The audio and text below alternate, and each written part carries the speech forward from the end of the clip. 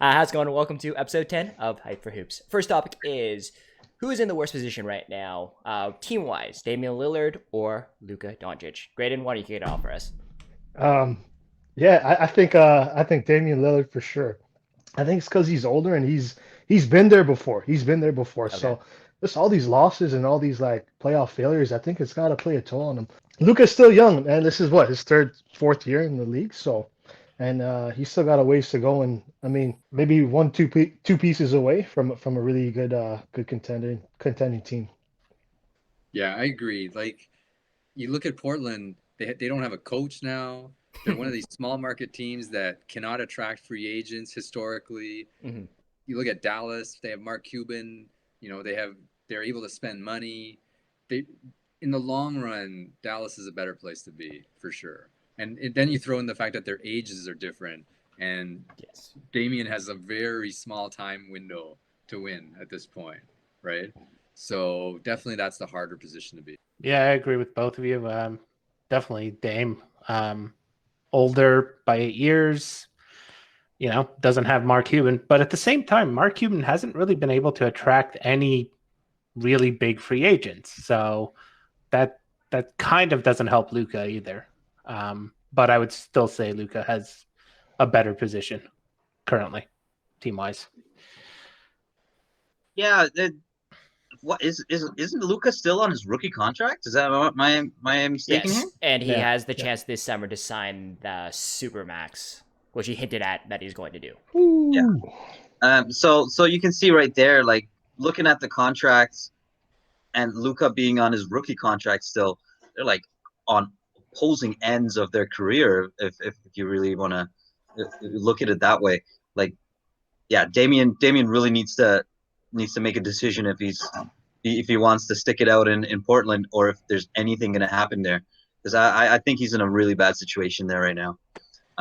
They've tried making trades, putting some kind of team together, but it's just I'm not sure if that's a good situation for him to be there, especially when when the coach is gone now too. It's like a whole new system, and I don't know. Are they going to be 2 years away, 3 years away? How much longer does Damian really have in the league of being at his prime and being a superstar? I guess another question I can add to this is who's closer in terms of pieces to their team? Is Portland more put together team than Dallas right now? Personally speaking, I really don't like Dallas's team that much. I think Porzingis, oh my god, we could probably rant on him about him for a while, but kind of overrated, and I don't think he's done that well in Dallas. But Did you hear about like what he said and stuff? He's like, Yeah. I want a bigger role. Man, like you gotta like you got shit. to You play play good like basketball shit. for a good rule Play for that like role. shit. To be honest, Yeah, yeah, yeah. right. And it's just like, but in terms of pieces, I think because Dallas is younger as a whole. I Okay. think this is only gonna like teach them like this loss is on. It's only gonna make them grow as a team together. You had maybe like a low post scorer or efficient low post scorer or maybe another shooter. They're missing JJ Redick too, which I think low key would just spread the floor for Luka a hmm little bit more because he's like you know, I mean, shit, 40% 3-point shooter. Um, but yeah, I think Dallas. I'd say Dallas. I'd like to say Dallas. They made it tough on the Clippers, so I'm gonna say Dallas. Yeah, losing for Dallas right now is not such a big deal. Like you said, it's because they're young, so losing is not a big deal at all. For Portland, it is a huge deal for them to lose right now in the playoffs, and be out. Dallas, yeah, no one's gonna be mad at Dallas for exiting in the playoffs. They're just gonna come back next year and they will be better. But for Portland, like where are they? At what stage are they at right now? Are they going to get better, or is it going to be downhill from here? The thing about basketball is it's all about who your top one, two, or three guys is, right? Like parts 4, 5, 6, 7, 8, 9 to 12 are not that important. You can rejiggle them, right? Like Brooklyn, right? Like as long as you get those top two or three, right? So it almost doesn't even matter what the rest of the pieces are, because ultimately, I think your question is getting at is Luka. His ceiling is so high, right? His ceiling is almost like at a LeBron level. So in 3 or 4 years, he could be like LeBron and attract someone else to come play with him. In the next 2 or 3 years, as good as Damian Lillard is, his ceiling is just where it is right now, right? He's a very, very good shooting guard, right? He's the next best thing to Steph Curry, but that's not enough for them to attract anyone to come play with him there, right? And he doesn't have the cachet to get people to come play. Then he's gonna have to leave, right? It's just a bad situation for old school fans who like watching a guy stay with a team for a long time. Luka actually has the potential to be the rainmaker, draw all these guys to play with him in the future if he wants, or he goes somewhere else. So from his vantage point, he's in the perfect situation. Now, the real funny thing would be if they could get Lillard to actually go and play with with Luka. That would be an excellent number 2 for Luka. Yeah, those contracts don't line up.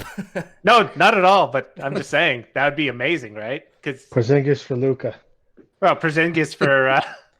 We cannot talk about fake. Oh, trades. sorry, Dame. I hate Sorry, fake Dame. trades. Yeah. Do not talk about Porzingis fake for Dame. trades. Sorry. Yeah. Oh, we just got to put it in the ether and hope it happens. Then we'd have broken the trade. I hate those trade machine discussions, right? Where guys sit there talking about what trade could work in theory, but 3 days from now, the podcast or that show is obsolete because the thing didn't happen. No, I'm just saying, like they need a shooter in Dallas, right? So, like, if they could get somebody of that ilk, that would be amazing for them. And if they could somehow get rid of Porzingis in the process, all the better. But they got Porzingis for not very much, anyways, didn't they?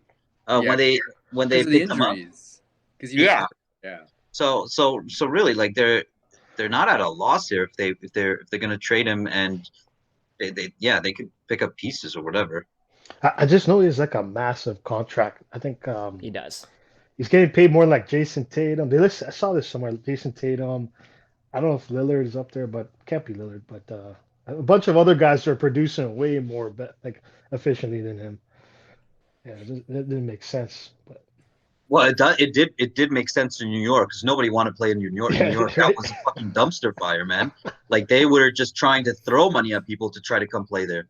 That was a horrible team at that point. And our second question is kind of similar to this topic, and Dave kind of touched upon it. But do players owe the cities they're drafted in anything? No, not really. They don't owe them shit. No. yeah, I agree. I must say, Do some charity work or something while you're there, but you don't owe your life or your contract to them. No. But was basketball better as a fan when Magic Johnson played his whole career with the Lakers and Larry Bird was always in Boston every year? That's the question. They obviously don't owe anyone, but for the fan, like that continuity where you watch the guy wear the same jersey for 15 years from when he's a rookie till when he can't walk anymore, right? That's sports, man. That's what I miss. Yeah, but at the same time, you also have teams that weren't as great at the time who weren't ever sniffing a shot because none of these people moved. So from the parity aspect, it was a lot worse. Yeah, so which side of the fence are you on? I'm on the side of dynasties. I like seeing those stories build up year over year over year. But some guys like it the other way.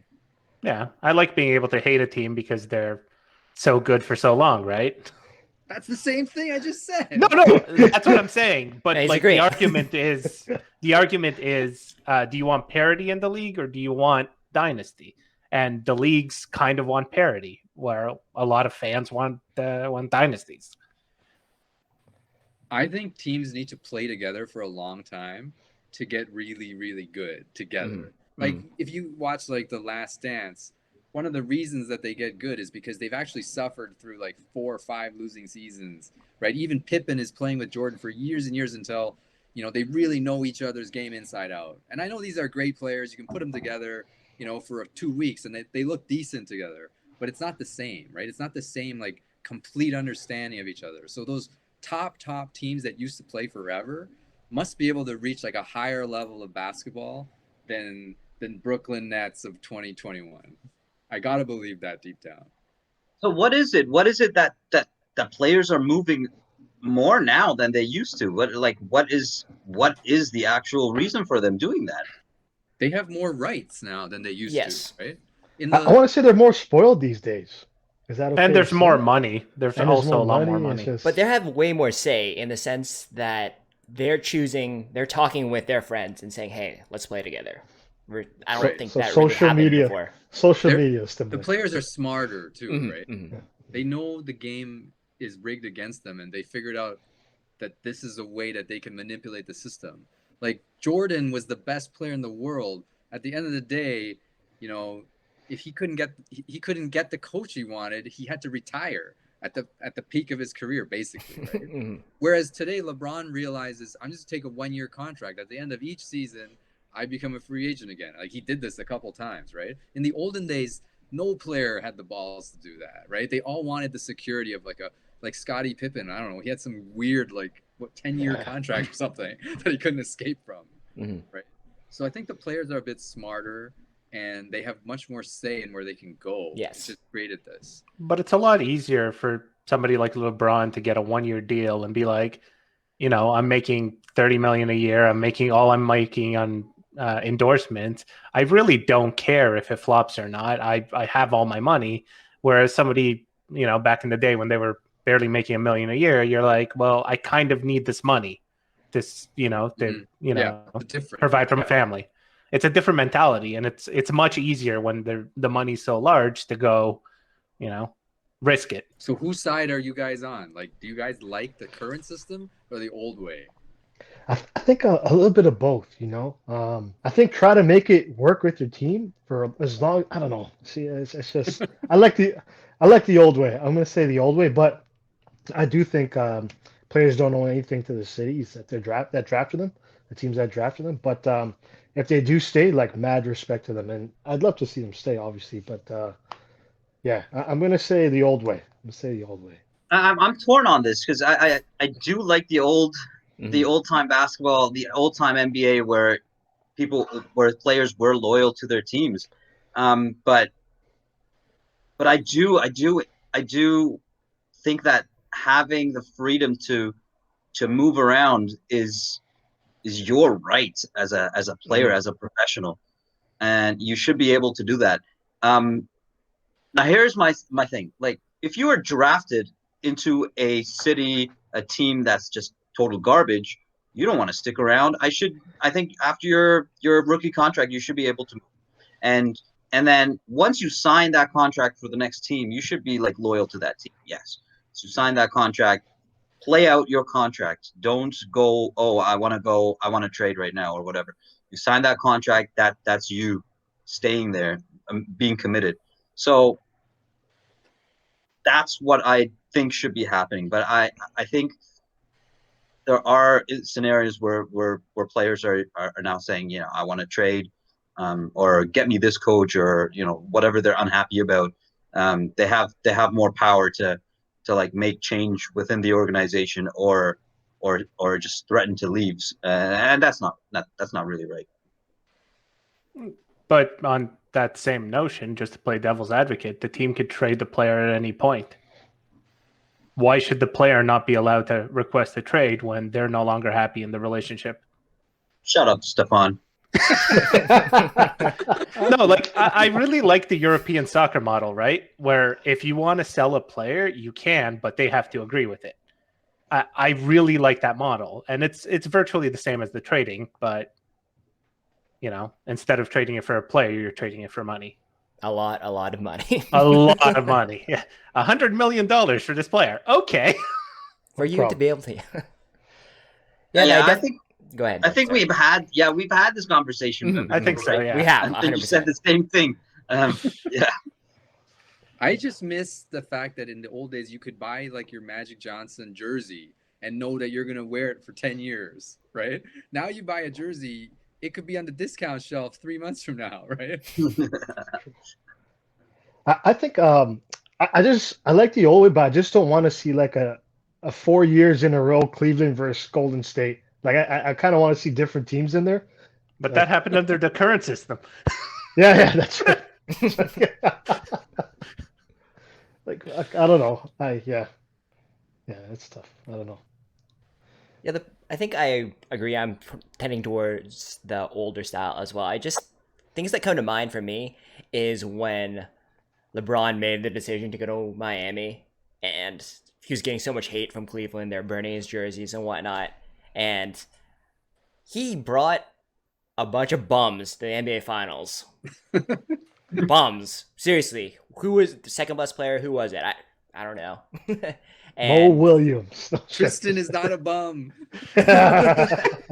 And yeah, he brought them there, closest to the finals. He did what he could, and he left. And then I don't think you should hate on him for that. But obviously, he came back and won them that championship eventually. But stuff like that, for me, respect the guy that he gave his all for your city, but at the same time, he's allowed to make his own personal decisions. I guess similarly, you can think of that more recently with Kawhi in Toronto. Obviously, he was only here for a year, but you can't say he didn't try when he was playing in Toronto. So, I think my thing is, I feel like if a team gets really good, okay, like Golden State, then they should have a way to be able to keep the team together until somebody beats them for real, rather than they can't afford to keep it together because of the contracts and then guys have to fall off, right? Right. That's my one thing. Like I like in the olden days, like, you know, that once the Lakers got so strong, they're going to be there next year. And someone else has to construct a team that's even better, as opposed to internally breaking apart. That's my one thing about dynasties. I like that arc of them beginning and ending. And now we don't really see that because they kind of bicker and then it ends suddenly. There's no decline. It's just as soon as they lose, the band's broken up. Or they're still winning, right? Like Warriors were a finals team. I mean, they had all these injuries, but Durant just chooses to leave and it's over, right? I don't know. And now, just for shits and giggles, Porzingis' contract is $32 million next year, $34 the year after, and $36 the year after. Yeah, so, who wants to touch that with a 10-foot pole? Honestly, Christ. The other thing I think the league should do is they should allow longer contracts. Like they changed the rules a few years ago. So I think the longest contract you can do is 3 or 4 years now, right? Unless you have the Supermax or the Max. The Max is 5 and the Supermax is 6 or 7, I forget. One of those. All right, so the last topic, a little bit different. You might need to think about this for a while, but that's fine. I'll just cut to one whenever we get to it. But this is just a personal thing, and it's kind of basketball in our lives. So how have you seen the sport of basketball change in Canada throughout your life? And obviously, I guess, yeah, we're all around the similar age. Dave probably saw the most change, though. So thanks a lot. I think thanks 100%. I think just everything, just like looking back to when I was in high school as well, like everyone's just like, yo, you gotta go. There was like no opportunities for us like as players here. And this is probably back 2004 and upwards, but it'd be like so tough to just get like, I mean, get like a D1 scholarship or go to the States, or everyone just knew this mentality. You had to go to the States to get recognized and play for a high school team down there. And then fast forward to today, like, I mean, we got more teams going into the AAU, like prep schools up here, like Orangeville Prep, like freaking 30 minutes north from me. Jamal Murray, all these guys came from there, you know. I mean, I think there's been like pioneers and coaches throughout, like, especially the last 10 years, maybe 10, 15 years, who just like kind of pushed the sport of basketball and Canadians, like basketball in Canada, just forward, man. Like the Raptors winning and the whole like championship and the Vince Carter effect as well, if you want to call it that. I think that all just kind of came together over the past 10 years, and I've definitely noticed a change and that's a major step in the right direction. And not only like just hockey focused, man, like, you know. Yeah, it's from my time. Like I came to Canada when in '95 when the Raptors actually came into the NBA. So I can speak from like '95 to now, I guess. Yeah, and I would say that having the NBA here just made such a big difference, and kids actually wanting to pick up the ball. Like me going in elementary school, I would wake up every single morning and I would go down and the principal would open up the gym for us, and we would go down there early just so we can play basketball. And you know, that was like the principal's way of making sure that everyone gets to school on time, all the troublemakers at least, right? So we went down there, played basketball, but like all we did was we talked about like what happened in the NBA, and so that really made a big difference in I think in Canada.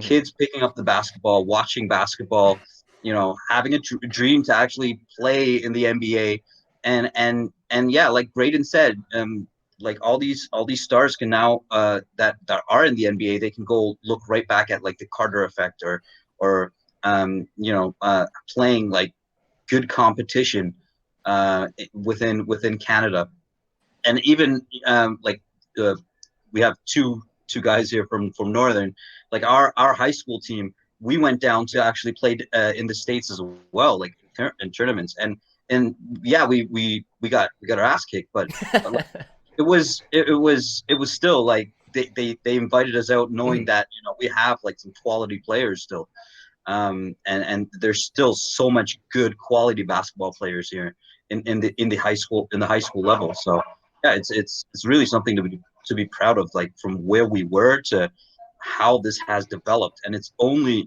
getting better. This is just like the tip of the iceberg. It's going to get a lot better. Look at how many players are in from the world are Canadian in the NBA. We're the second biggest country in the NBA, and that's next to the States. And we haven't had that international success as a team, but we will get there. Like we have amazing they're talent. knocking on the door. Yeah, and like I said, it's the tip of the iceberg, and we were the generation that like built this game up, and it's gonna be our kids and our grandkids that are gonna like really kick it up the notch. Just before anybody starts, there are 22 Canadians, I believe, currently in the NBA out of 529 players, and there are 107 international players. Sweet. Just throwing that out there. I mean, I guess since I'm the oldest, when I grew up in Canada, like in the 80s, almost nobody talked about basketball, right? It was like a really niche thing, right? Like I knew about it because my dad went to school in the U.S. So every year for the Final Four, he would turn on the Final Four and watch these 3 games, like the Final Four and the national championship, right? He didn't even like pro basketball. And then I just remember growing up as a kid, like wanting to watch a little bit of hoop. This is like the late 80s, the very late 80s, early 90s. And then you turn on like TSN, or this is even before TSN. You'd be watching like the local news, waiting for that 5 minutes where they do the sports talk, and it'd just be hockey. And I remember being so annoyed. I'm like, I'm sick of hockey. I don't want to hear any more about hockey, right? It's just lease. Bro, right? Sportsnet is like still like that, man. Every time I switch, terrible. Hate it. Sorry, Yeah. sorry. I mean, I feel like, and then it started to change, like the Raptors, and I think it also has to do with like the changing demographics of Canada, right? Like, look at us, like we're all like minorities, right, or new immigrants, right? Hi, Stefan. I know. I'm an immigrant, so I got that going, but Yeah, but I mean, but that's the population that's super into basketball, right? For whatever reason, like we talk about the cultural aspect of hoop, right? But now you go to schools, especially in Toronto, right, with the diversity of the city, and everyone loves basketball, right? It's great. Like I love it. I love that basketball is not the last thing in the news anymore. And I mean, same with soccer. Like I love how like our understanding of the world has gotten better in basketball and soccer. These are just parts of that, right? Like we can live in this more globalized world and not be watching hockey all the time. And in fairness, that also helps that we have so many more channels now that there's enough of them to actually have channels dedicated more to basketball, more to hockey. So we don't even have to see the sport we don't care about. But I remember when I came here in '95, just like Jay, I moved to Whitby, and everybody there was like, basketball, that's not a real thing. So, wait, do you remember that? This was a constant discussion around that period. Like for those early adopters like me who were into basketball, you'd always get into these debates with these other dudes from your class, the hockey guys. They'd be like, basketball's not a real sport. Like there's too much offense. There's a points going in every 2 seconds. I want to see defense, right? I want to see hitting. Like basketball's for wimps. Like I heard that garbage for like my whole childhood, right? Until now, they kind of finally shut it. Like all these guys turned into Raptor fans when the Raptors won 2 years ago, right? But this was a really unfriendly country to basketball for a long time. Oh, 100%. If you guys remember in 95, 96, the Raptors didn't play on national television. They played on a community television called the New VR. Oh, you guys God. remember that? Correct. Yeah. It was literally like a little like oh my God. It was Number 21. I remember on my cable box, 21. 21. man, this channel was a community programming. It was community programming, and an NBA basketball team had the contract for Do this. you remember the other channel that carried the Raptors initially when they started? You won't even believe it. The main other channel for Raptors games was City TV everywhere. Yeah. They never did sports again. It's just such an insult, right? But you can see like Canadians at that point just did not care. There was no fan base here, and it literally started from the ground up. It was amazing. It's amazing to see it now how it has grown. Yeah, those start of my years were rough as a fan of the team and like trying to talk about it with kids at school. Nah, that was not fun. But after Vince came, it like the conversation kind of shifted a bit, right? Of At course. least- Oh, yeah. Where I was. Yeah, I just remember as a kid, not many people playing basketball outside during like recess or something like that. And nowadays, there's always someone on a basketball court, regardless if it's school time or not. Courts are packed everywhere. There's kids are playing it, picking it up at a much earlier age. And I think you guys put it so well, that Carter effect. We're seeing that right now with the 22 players in the league. And I think the other watershed moment's going to be the Raptors championship. Let's see 15, 20 years from now, how many Canadians are in the NBA and are going to cite, I saw the Toronto Raptors win the championship, and that's what made me want to play basketball, or that's what made me believe that I could maybe be in the NBA one day, that kind of thing. Well, we see it every day, right? I mean, Spencer, you're a teacher too. When this happened, after the championship, while the Raptors were in the playoffs, like Oh yeah, everyone's excited about it, right? Dropped their hockey sticks and they just picked up the basketball, and that's what you saw at recess. Everyone was playing basketball, at least all the kids, not those. I just remember obviously when the Blue Jays were good, I guess 92, 93, and just afterwards they were still decent, I believe. And I remember as a kid knowing all the players. That was just, people knew that. And now I know I can talk to the kids. If you talk to kids about basketball, they can tell you about the Raptors team. They can tell you about players around the league. And I don't know, I find that really interesting and cool. And that whole shift from, we're not just a hockey town anymore. The country has really embraced the sport, and it's great to see, and I'm just looking forward to where it goes from here. Do you feel like that the Raptors reached the same level as the Blue Jays in terms of within Toronto? Because the Blue Jays got to this level where even these Chinese aunties were sitting there watching. Right? The Chinese aunties knew Roberto Alomar and Joe Carter, right? I remember that distinctly, and I don't feel like the Raptors got into that demographic, like my parents' generation, that well. When the Raptors made it to the finals, and I wasn't in Canada back then, but my dad was, because he sponsored us over. He came here first, so he actually like told me about like, oh, the elections happened, and then there was the playoffs, and he doesn't know anything about baseball, but like he watched the playoffs, he watched the championship. And then like he was talking to me about it. Like that's amazing for someone to never have seen or know the rules of baseball, but he was just watching it because it was just so everyone was talking about it, right? Yeah. Like everyone was, even if you didn't speak English or whatever, like you still speaking to your neighbor that like in Tamil about what happened in the baseball playoffs, and it's just like so unheard of in our culture, but it's yeah, like these are the big watershed moments of what happened in the city, and what brought like, or these big sports moments that like brings us all together. Of course. And just as a fun aside to end on, just as a funny topic, I've already talked to Stefan and Graydon about it. So Stephen A. Smith made a comment that Donovan Mitchell is the greatest Jazz player of all time already. Now, Let's just end this conversation. Right? I don't think anybody of the five of us will agree to that. And someone actually, well, obviously Karl Malone, John Stockton, and someone made another good point. Pistol Pete Maravich was on the Jazz as well. And Pistol Pete, come on. The original, the handles, man. Bro, those Pistol Pete basketball drills. It's classic, man. You guys know, yeah, exactly. Yeah, of course, yeah. Trick shot, master, man, too. Get to the conference finals one time or something before this conversation happens. It's shocking to just say that about a player that's so early in his career, Of course, and just already proclaiming him to be the greatest Jazz player.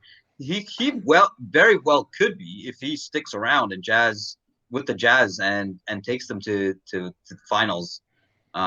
Yeah, he very well could be, but no, at this point, if you're gonna compare him, there's so many good players that there's no way. He's not even close to the top five. All right.